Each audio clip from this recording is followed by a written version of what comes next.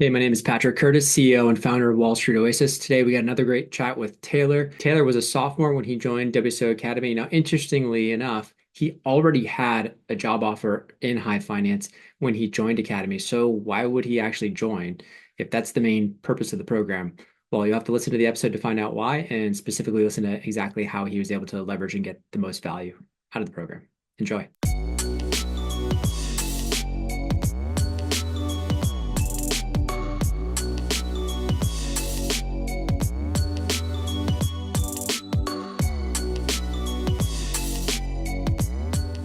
Taylor, thanks so much for joining us today. Really appreciate you taking the time out. I'd love for you just to give the listeners a quick summary bio. Yeah, Patrick, happy to be on the call with you. And for me, myself, I'm originally from Kansas City. Grew up there, currently go to Rice University down in Texas. I'm studying business finance right now. Originally got my interest in finance pretty early on in high school and decided I wanted to do investment banking and was recruiting. It had originally started at UT Austin, came over to Rice and been successful in finding an internship and a full-time offer return after graduation. And where's that going to be? I'm going to be at Jefferies in their power group for full time. Congratulations. So, Thank real you. quick, let's talk a little bit about how you did it. So, unlike some of the students in the program, you actually knew pretty early like you were interested in this. So, was it something in high school that kind of, was like sparked that interest? Was it a club? Was it a group or a talk with somebody you had, like, a distant cousin or a friend of a friend of a friend? Like, how did that happen, or you even knew what investment banking was that early? Yeah, kind of a interesting way I came about it. I mean, to be entirely honest with you, I'd been coming from a split family home and had to see my mom essentially get on her feet and get into a new career. And so she had been kind of pivoting around Mm-hmm. different industries and things like that. And she ended up getting into tax accounting, which is obviously much different than finance and investment banking, but had really seen our life start to get propelled, and she started to learn about like financial literacy and things like that. And so that really got me interested in that topic of learning about what finance was and personal finance and budgeting. And I wanted some real experience while I was in high school. So I started working for a financial literacy nonprofit called Foolproof, and they were really amazing to work with. I got to build educational modules for other kids in the high school age range. So I was touching a whole plethora of different topics within finance. And I realized that I really liked the value investing side of things while I was going through this experience. Yep. And through that, I realized, well, okay, I don't have to necessarily be on the buy side of things of being an investor and like just giving capital to these companies, but I can also be an advisor and work with a bunch of companies throughout different sectors or in one specific sector. And so with that passion, that's how I found out about investment banking. And that was honestly a primary driver to where I was applying to college in high school. Yeah, and so you ended up actually going to University of Texas at Austin initially. Was Rice on the radar then, or like what was the thought process? Was it McCombs that you were going into? Like, tell me a little bit about that whole decision, because I think there's probably a lot of other kids, maybe in Texas or anywhere in the country, where they're thinking, "Oh, McCombs is a great place to be to try and get into finance." Obviously, strong program. I'd love to hear about like what the decision was to go there, but then the switch. Why the switch to Rice and that thought process there. Yeah, another sort of kind of funny story with that. That's Sure. not so easy to explain, but Yeah. being from Kansas City, I felt like going down to Texas made a lot of sense. Similar on the cultural level of barbecue, football, things like that. And Yep. I really wanted to be in Austin, where there's a bunch of startups going there right now. You've seen a bit of finance as well, and so it was really interesting to me to come down to Austin. But originally, when I went to UT, I didn't actually make it into the McCombs program initially. I was undeclared. And took a bit of a bet on myself. I had done really well in high school, had a 4.0 unweighted GPA, Mhm. was involved in extracurriculars. Talk to me about that. Like, why wouldn't for McCombs? Is it something where like you're applying, and I'm not even that familiar with it. Are you applying to get into the business school, and it's a very hard to get in, and so like you still went even without getting the McCombs acceptance? Is that how it works? Yeah, exactly. Yeah. So Okay. the business school has its own separate sort of Right. like application Admissions. process. Yep. And it's even hard, like way harder for out of state Got from a it. numbers standpoint, from what I've seen. But there is an internal transfer process. And so I knew about that and I was like, okay, I'm going to take a bet on myself. I'm going to do really well my first year of college and then I'll apply and then I'll see if I can get in. So what happened? So yeah, what happened there is I got involved with a bunch of different organizations while I was there. But the professor that was going to rec letter me had actually just came from Rice and had taught at the Jones School of Business there. So he Hmm. was telling me a lot about Rice as well, and having the small programs and a lot of cool research that was going on there. And they had also just started their brand new business major. They'd always done just economics, and that's what a lot of students would go into. Yeah. But they had started that business program for my year in specific. So my year would be the first one that could Oh, matriculate cool. into I it. didn't even know that. Okay. Yeah, super neat. So then I was kind of in this process of, okay, well, I really want to get into McCombs. That's going to be my main Yep.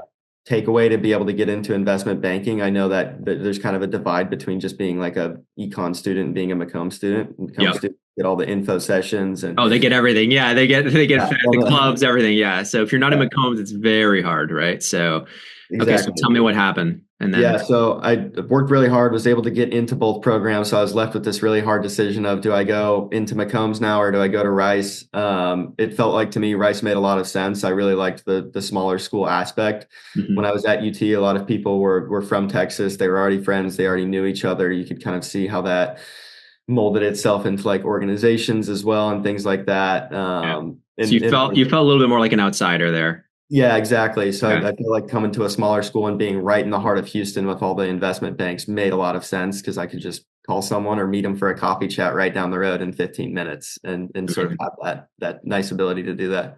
And you made that transfer. Was it your early sophomore year? Or tell me about the timing in terms of when you went there. Yeah, so I started beginning of my sophomore year, so Okay. came into the fall like normal. Awesome. So it wasn't too late in terms of recruiting and whatnot. No. Were you stressed about that a little bit, like kind of starting at a new school and potentially having to get on the clubs and do all that and get ready for recruiting? Talk to me a little bit about that, like that first set of recruiting, and then how it all played out. Yeah, totally. That was one thing I And by the thought way, was did you know of Wall Street Oasis back then? Like back in your sophomore year, were you on the boards or the forums and like so you knew about timing, you knew that it was coming up. Were you networking like aggressively already? yeah, I wouldn't say networking aggressively yet, but I'd probably been lurking on the forums like a little bit longer than I'd like to admit. Back in Honestly, a junior in high school or something? awesome. Yeah, maybe senior. We can say senior in high school, but Okay. I've been on the forums for quite a bit, and I mean, super helpful resource for learning about timelines, learning about banks, learning about the application process. Yeah.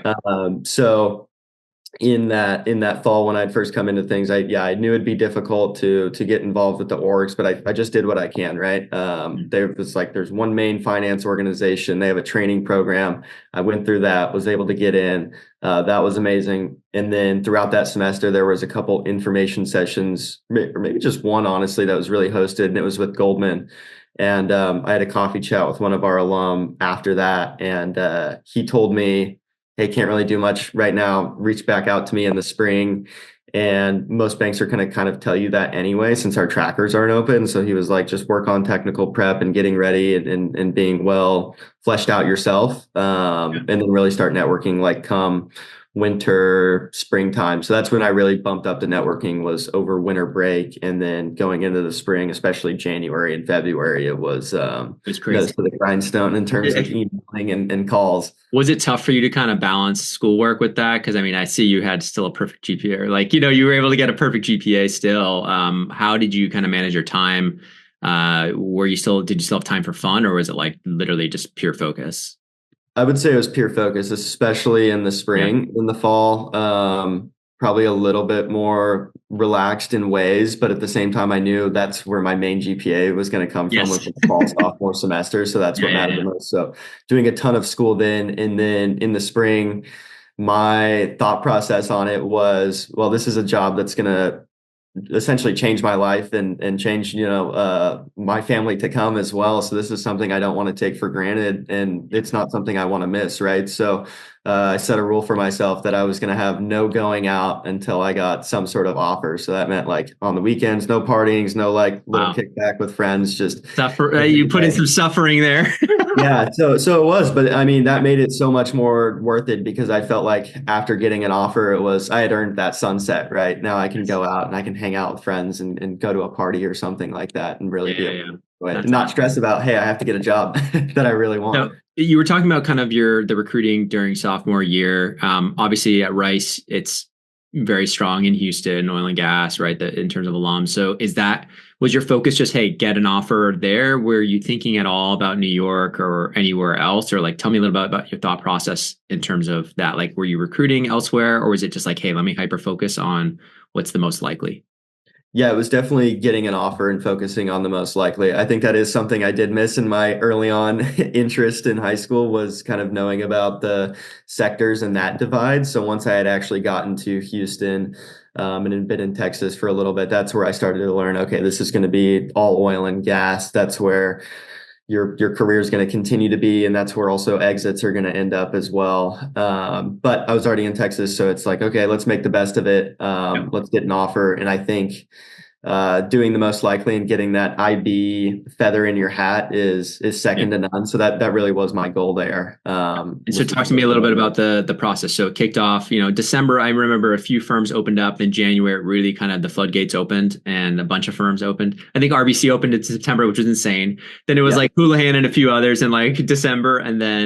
Um, and then like a whole flood of banks opened up in January. It's funny. William Blair's already open, by the way, for this year. That's crazy. Yeah, yeah. So we're in October for if people are listening to this later, we're in October. So they're interviewing. The applications are open for sophomores already. But yeah, so talk to me a little bit about that. Like, how many places did you apply? Like, just numbers. Like, okay, you spoke with 30 people, 50 people, or you reached out to a couple hundred, 500 people. You had 20 chats, 50 chats. Like, what were those numbers looking like? And then how many first rounds did you get? Yeah, a little while ago, so I don't really remember how many emails I sent on a quantitative basis, but I was sending them out every day and pretty consistently. So I'd probably say like a couple hundred, but my hit rate on calls was really high as well. The Rice Because Network's, it was alums, because it was alums mostly. Yeah, yeah, yeah, mostly alums, and the Rice Network is super strong, and they're able to essentially get you into processes by yeah, their word, which is really nice. And they'll always reply to emails and get on calls. So I probably had 50 calls, maybe more. It was a lot. yeah. I remember I was doing calls like every single day. I mean, some days I was having 6 calls. It would be crazy. Amazing. You were doing like 10 to 15 calls a week. And our just for Yeah. perspective for our students listening to this or potential students, we usually try to have people do minimum of 3 to 5. So you were actually 3 to 5 a week. Yeah. So like you were well past that. You were like crushing it in terms of getting people on the phone. How do you feel you improved or like those initial calls? Was it awkward, or do you feel like you had done so much research prior that you held your own okay in those first few calls? I think I held myself pretty well in the first few calls. I think honestly, I can attribute some of that success to the first call that I had, which was with our alum at Goldman. It was like a pretty relaxed, really easygoing conversation, and he took it upon himself to give me a bunch of tips and advice going into networking on that call. That's Um, awesome. so that was a super cool feeling of, oh, my first real coffee chat is with this analyst at Goldman, and then now here he is giving me all of this like He's trying to help you. golden treasure advice. Yeah. It felt amazing. And so I think I was able to like kind of start to spiral that into other calls and just build upon itself, and get a compounding return. That's awesome. Yeah, exactly. So you had probably, it sounds like you had probably 50 plus calls like in that December, January time or January, February timeframe. Is that accurate or even more? Probably around 50. Around Yeah, I'd 50. say. I mean, just a really high hit rate. And then interviews. I know you'd asked about how many first Yeah, rounds. first rounds. Yeah, I just like giving people kind of an idea of what the funnel looks like in terms of like, trying to get into one of these roles. So, Yeah, so my process was actually pretty short. I think I was one of the earlier ones to get an offer in my class. I had known 3 banks had done first rounds or some sort of interview in early March, and I was in all of those, which was Citi. I had a first round for them, and then I had an initial call with Houlihan, I think uh-huh. maybe over that winter break, or I think it was actually very beginning of the spring semester. So that like served as my first round. Yep. And then from there, they sent me straight to a super day. Uh-huh. Um, and that was in early March. And then after that super day, that went well. They wanted me to talk to their like group director the next week because he wasn't able to be at that Yep. super day. So what it sounded like is they liked me enough, and then they wanted me to go and talk to him. That's usually how it works. It After becomes a doing crazy super stack day. recruiting Yeah, season where everyone's trying to leapfrog each other and get offers out to the top candidates to lock them in. What was a super day like? Yeah, so Super Day, they had it pretty well organized and sectioned out. I think it kind of depended for each candidate, like which room they went to first, but how mine was it was one room of behaviorals, which I think there were 5 people in there asking me behaviorals, which was Wow. pretty interesting. I didn't Five know. on one? Yeah, it was crazy. I was like, all right, well, I guess this is how we're starting this Super Day. It was intense. There was like associates and analysts in there. Yep. But analysts gave good feedback and they were really easy to talk to as well as the associates. One of the main guy I had networked with was in that room at the time. So that was really nice. Mhm.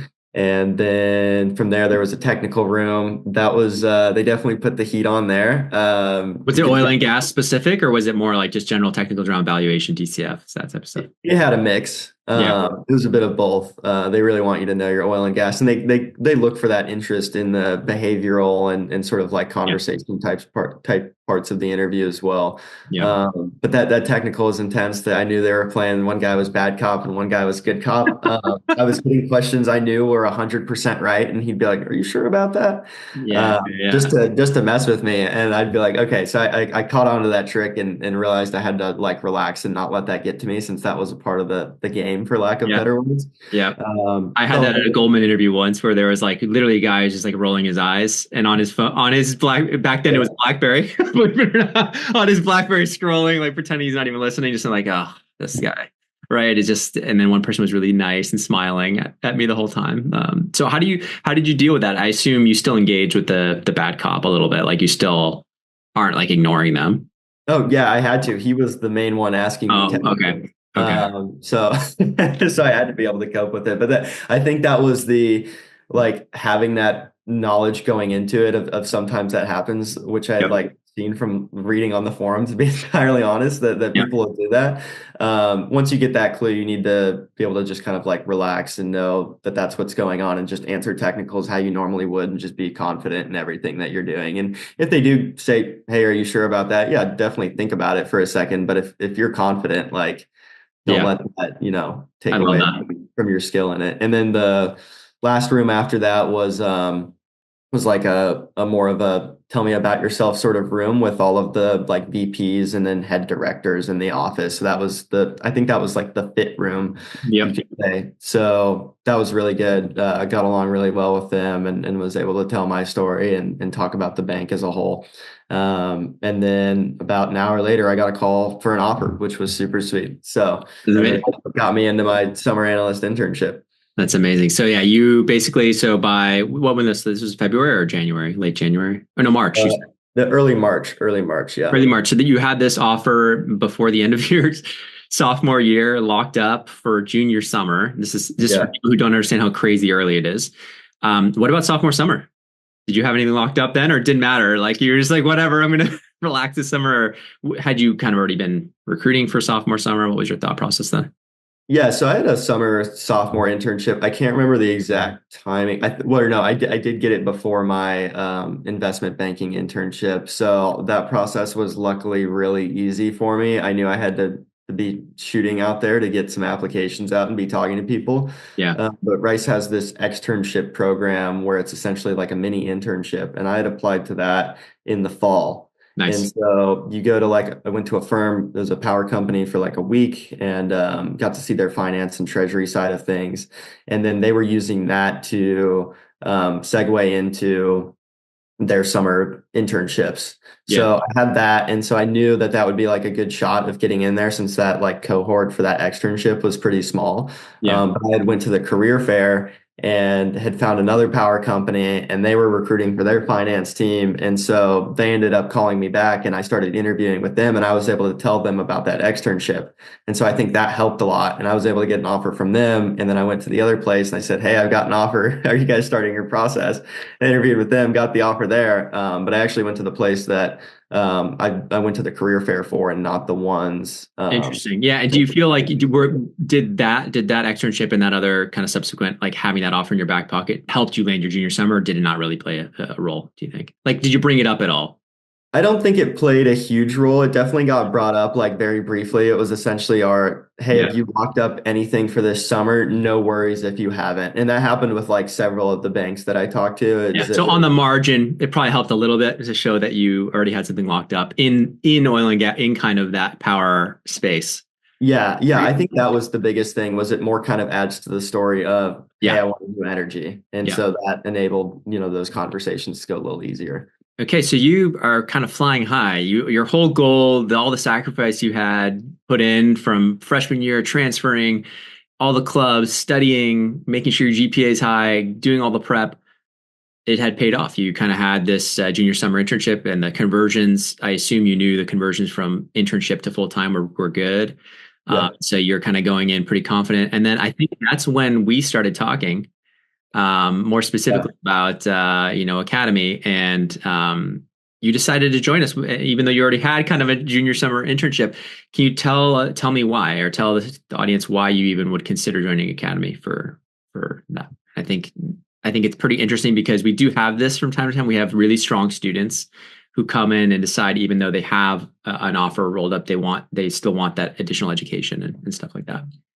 Yeah, for sure. I think I realized that I didn't necessarily want to be in oil and gas long term, since it was, what we had initially talked about breaking into the industry in general. And I think also the summer had been a big pivotal point for that of working on the power side of things and getting to see renewables, natural gas plants. I really enjoyed that. Got to see some project finance as well, and started to think maybe oil and gas wasn't as so much for me. And so that's where I started to look at, okay, how could I get a full-time offer in New York? It's also the epicenter of finance. Like when it comes to either going farther in banking, I think that'll do me really well. And I think also if I'm looking to exit as well, there's no better place to meet other people and get involved with these firms. So it made a lot of sense to try and get up there.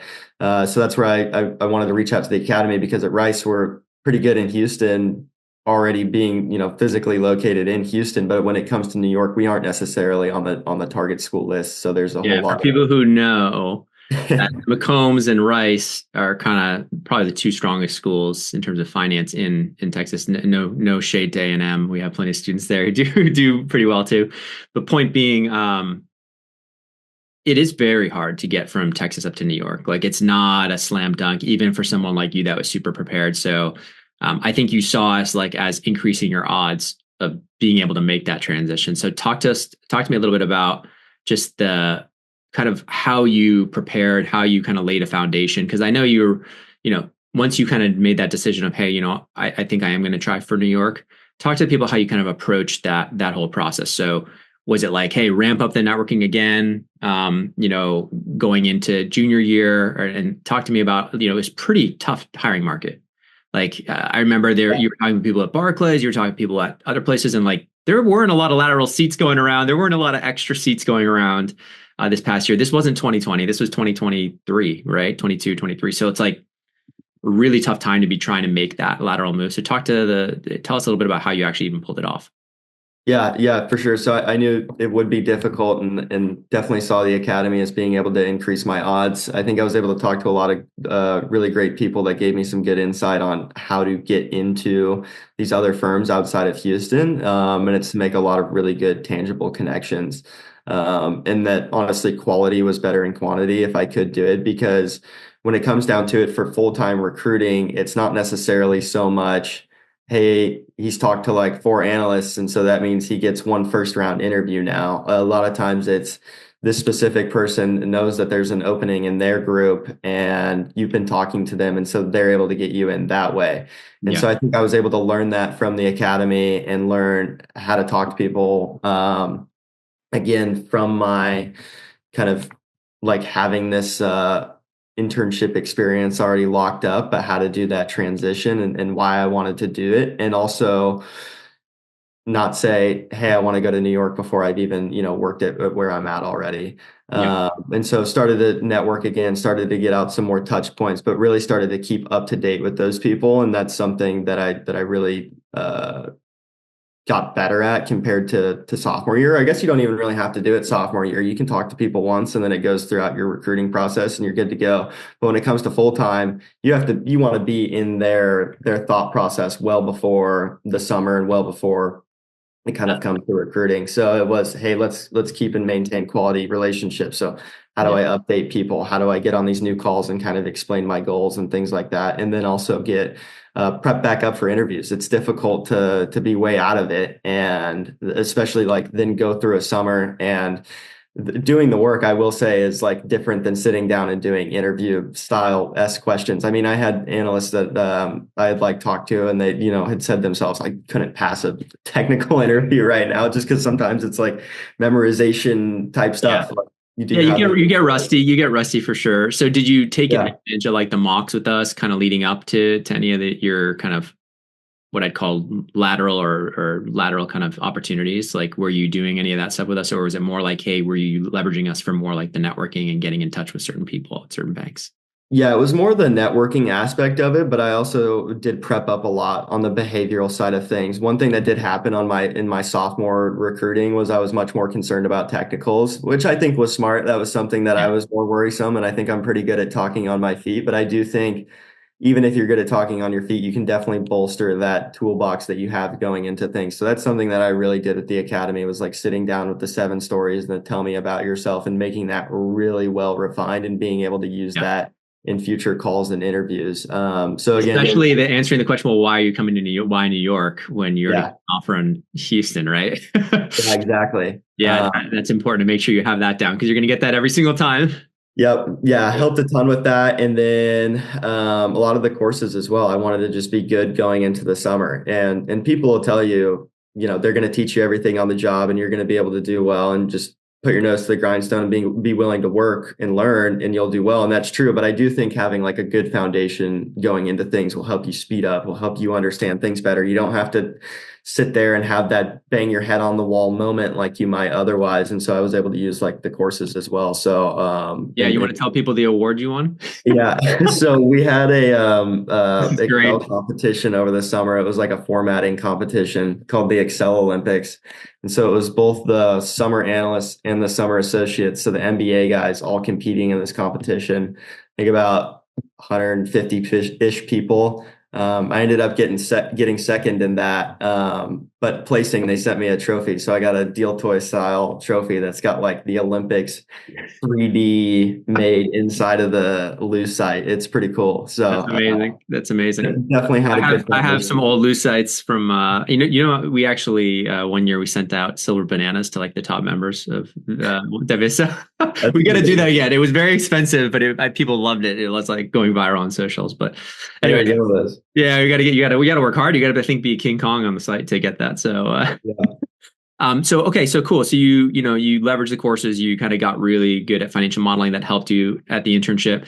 And then kind of going into these kind of interviews, did you feel like that those lateral interviews were tough? Was it just Jefferies where you kind of had it and you just locked it in, or was it like were there a couple rounds with other firms too where you almost got it but didn't quite make it?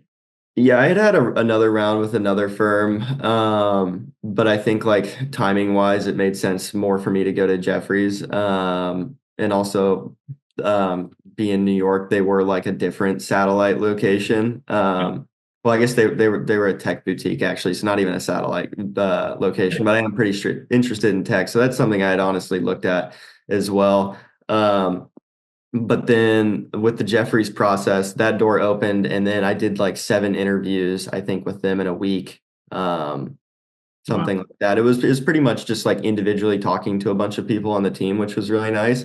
And it was very much a lot of why was I interested in getting up to New York and then in their team, as well as talking a lot about like my deal experience. So it was very much tangible, like what makes you fit for this job sort of interviews, and explain to me what you've actually done and like how you think through deals. So I think it became more conceptual and application based rather than have you memorized all these Yes. different like Have you memorized all the basic interview questions and can you regurgitate them? It becomes talk to me about this specific deal you did on your resume, which by the way, yeah. is going to be really important for your private equity recruiting. If you ever go down that route, or buy side, that's exactly what they do. They pick apart your deals, want to make sure you can think of it as like an investor, and it's actually Yeah. tough. So, yeah. Anything else? Kind of any final words of wisdom? I think the story's awesome. So you obviously you were put through the gauntlet again, and you had an awesome outcome, and you are going to New York. And so, first off, congratulations. It's just like, an awesome story. Obviously you put in a lot of work and you knew where you wanted to go early enough, which really helped. And so any kind of words of wisdom for the students kind of in a similar spot to you, whether they're listening, they're in high school still, or they're freshmen, or maybe they're late. Any thoughts in terms of advice? Yeah, for sure. And thank you for the kind words. I really appreciate that and appreciate the Academy's help through everything. But with some good words of wisdom, I would say you always want to hustle. I think that's the end goal, right? Is to be able to build that work ethic and be able to put your all into everything you do. So that means joining all the school orgs that you can, and maybe not necessarily on a quantity side of things, but maybe join one or two and get really good at those and try and get some leadership and be involved with them. Never let your GPA go. That's been my number one focus the whole time, is always keep high grades. That's always what's going to push you through at the end of the day, whether Yeah. investment banking works out or not. Yeah. And I think having that work ethic of, I have to do everything that I can to get this job. If you truly care about it and really want to be there are a ton of other people that want to do just the same, and that makes it incredibly competitive. And so you have to be able to get a leg up on other people. So that means never quitting, not taking time to go out when you're in your hot recruiting season, and Yeah. really spend the time learning all your technicals, talking to people, Yeah. getting better. Never saying no to like opportunities either. I remember showing up to info sessions that weren't even necessarily investment banking related, or talking to like little boutiques around Houston. And even though I knew I didn't necessarily want to like go to some small boutique in Houston, Yeah. I was getting the reps in of how to talk to people and like how to do interviews there. And I think being able to do that, you just get practice and you just keep So getting many better. people miss that point. So Yeah. many people miss that point. They're like, well, I really only want to elite boutique or a bulge bracket bank. I'm like, you are making a huge mistake, because the more reps. Cool. Yeah, no worries. We can wrap it up. I think I was just saying, like, so many people miss that point that you just said Yeah. around like how, even if it's you're talking with somebody outside of banking, even if you're talking to somebody at a boutique or a firm you'd never want to work for or whatnot, like those reps are just so critical to actually developing your skills of telling your story, right? And it's in a low pressure, low stakes, lower stakes environment. Um, yeah, and the fact that you recognize that early on, I think, is one of the main reasons why you had so much success, because you were willing to put in those extra, calls and that extra time, and it became very obvious. I mean, even how well you speak now, it's very clear you've done this like 1,000 times. So it's Thank you. just it's great to hear. I'm super excited that you're going to be up in New York and kind of with with a great firm and a great team. So congratulations for all of that. I appreciate it. Yeah. And I think too, like another thing that I want to touch on real quick Yeah. is never put like any sort of banks, or never like take them for granted or nix them out of your process when you go through recruiting. That's something I've seen with the younger class now. Now that I am a senior and seeing other people do recruiting, is sometimes they're like, oh, this bank's not really worth my time, or why would I want to go here because they don't have the same capabilities, or they're not like the top three, right? If it's not Goldman Sachs, Morgan Stanley, JPM, or one of the elite boutiques, Yeah. one of the top three elite boutiques is not worth my time. I don't think that's true at all. I think you should be casting a wide net, talk to as many people as you can. You can kind of choose where you spend your most time because you only have so much time. All of it should be dedicated to doing the recruiting, but never, just take a place for granted and say, I'm too good for it, because you have to be able to take the shots at it. And I think like you're owed nothing when you're going through this recruiting process. So it's really important to remember to hustle and go for them. And Anyone who's doing that is really bad at math. yeah, Anyone who's doing that, it's like, yeah, do you know that Harvard 4.0 GPAs don't make it? yeah, Like they don't make it. I'm not kidding when I say that. Like there's kids who don't make it from the top Ivy League schools with the top grades who speak decently well. Like yeah. it's not like there's something wrong with them. It's just because maybe they weren't quite as hungry, right? And so I think it's really important that kids realize that, like, especially in a rough recruiting environment like the last couple of years, like getting into a middle market bank is like a huge celebration. Yeah. Like, let's be real here. You're still going to be making, six figures plus, almost, 100 to 120,000 easy, or sorry, 100 at base salary, and then, potentially upwards of 200 in your first year out of school, like is insane. So like in terms of just success, like people really should be, like you said, casting a wider net and not having delusions of where they stand in the hierarchy. And I think that happened to me when I was at Williams, in the sense of like I quickly realized, when you submit your application, even with a good GPA, all the leadership, all that stuff, you just get rejected. Like Yeah. you're just getting rejected and you don't know why. And like, you're like, well, I don't even get a shot. And like, I remember my roommates being like, what the hell? I got no interviews. And he was like a really sharp guy. And it was just incredible. Just that, sometimes, um, when you're a successful student, high school student, you just assume like things are going to come to you, because why wouldn't they? And it's the kind of oftentimes the first time people have like to face rejection over and over and over again. And Yeah. it's really how you bounce back to that, is really what determines kind of how far you go, and how successful you can be. Because reality is, this first job, um, if you don't learn the skills, if you don't take what you've learned inside Academy and elsewhere, and through the first process of networking and building those relationships, that's really what's going to be the most important thing for you. It's not like this first job or even the second. It's how good are you building relationships? Because I mean, if you stay sell side, client service, right? How good are you Yeah. talking to these CEOs? How good are you at building those relationships? It's the same skill. So I'm super pumped for you. Very excited. Thanks for sharing your story with all of us. And Yeah. yeah, and of course, if you ever need help, we're here for the next stage.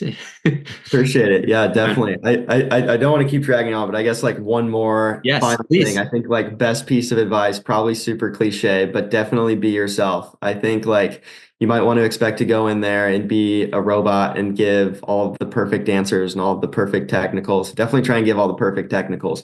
But when it comes to like telling your story, I think sometimes people are afraid to get like too personal, but I think they really enjoy that when you go into interviews and open up about yourself. Authenticity, Your background. authenticity, Exactly. everything. Authenticity. And we actually score our students on authenticity. So, and it's probably one of the most important scores is like on the report card, we have speech. So you don't want to be saying, but Yeah. authenticity is critical. Like, is the story a generic kind of one of these stories where you're just kind of talking about certain responsibilities you did, or is it like really meaningful to you? And is it personal? And Yeah. the latter is so much better. It's just so much better. And so, yeah, I agree wholeheartedly. And I think your story was actually, given some of the struggles you had early on, I think your story probably did resonate with a lot of people in that room that you didn't realize. Yeah. Yeah.